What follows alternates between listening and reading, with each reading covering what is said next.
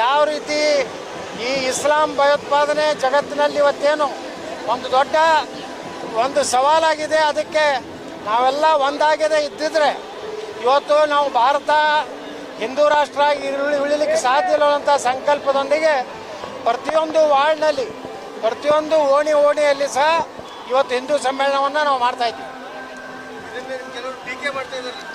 ಟೀಕಾ ಮಾಡೋರು ಪಾಕಿಸ್ತಾನ ಏಜೆಂಟ್ರು, ಈ ದೇಶಕ್ಕೆ ಹುಟ್ಟಿದವರಲ್ಲ. ಅವರು ಸಾಬ್ರದ್ದು ಟೀಕಾ ಮಾಡೋದಲ್ಲ.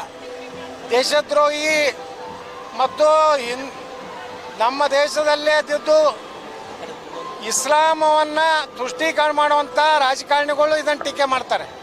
ಆದರೆ ಯಾವ ನಿಜವಾದಂಥ ಭಾರತೀಯದಾನೆ ಯಾವನ ಬಲ್ಲಿ ಹಿಂದುತ್ವದ ರಕ್ತ ಇದೆ ಅವ್ರು ಯಾರೂ ಟೀಕೆ ಮಾಡೋದಿಲ್ಲ.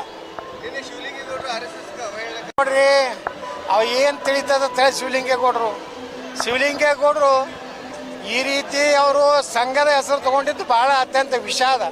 ಯಾಕಂದರೆ ರಾಷ್ಟ್ರೀಯ ಸ್ವಯಂ ಸಂಘ ಯಾರನ್ನು ಟೀಕೆ ಮಾಡೋದಾಗಲಿ ಯಾರನ್ನು ವ್ಯಕ್ತಿ ಪೂಜೆ ಮಾಡೋದನ್ನಾಗಲಿ ಸಂಘ ಮಾಡೋದಿಲ್ಲ. ಆ ದುರ್ದೈವ ಅಂದರೆ ಈ ದೇಶದಾಗ RSS ಟೀಕೆ ಮಾಡಿದ್ರೆ ಅವರೇನೋ ಒಂದು ದೊಡ್ಡ ಹೀರೋ ಆಗ್ತೇನೆ ಅಂತೇಳಿ ಮತ್ತು ಮುಸಲ್ಮಾನರು ಖುಷಿ ಆಗ್ತಾರೆ ಮಾಡ್ತಾರೆ ವಿನಃ ಅವರೇನು ಮುಸಲ್ಮಾನರಿಗೇನು ಅವೇನು ದೊಡ್ಡ ಈ ದೇಶದಲ್ಲಿ ಏನು ದೊಡ್ಡ ಕೆಲಸ ಏನು ಮಾಡಿಲ್ಲ. ಅವ್ರ ಉದ್ದೇಶ ಮುಸ್ಲಿಂ ಓಟ್ ಅಟ್ಟೆ ಉಳಿಬೇಕಂತೇಳಿ. ಅದಕ್ಕೆ ನಾವು ಹಿಂದೂ ಸಮ್ಮೇಳನ ಮಾಡ್ಲಕತ್ತಿದ್ದು ಅದಕ್ಕಪ್ಪ ಅಂದ್ರೆ ನಾವು ಮುಸಲ್ಮಾನರು ಹೆಂಗೆ ದೇಶದ ವಿಚಾರ ಬಂದರೆ ಅವ್ರು ಹೆಂಗೆ ತಮ್ಮ ಧರ್ಮ ಬಿಟ್ಟರೆ ದೇಶನೂ ಬೇಕಾಗಿಲ್ಲ, ನಮ್ಮ ದೇಶದ ಸಂವಿಧಾನ ಬೇಕಾಗಿಲ್ಲ.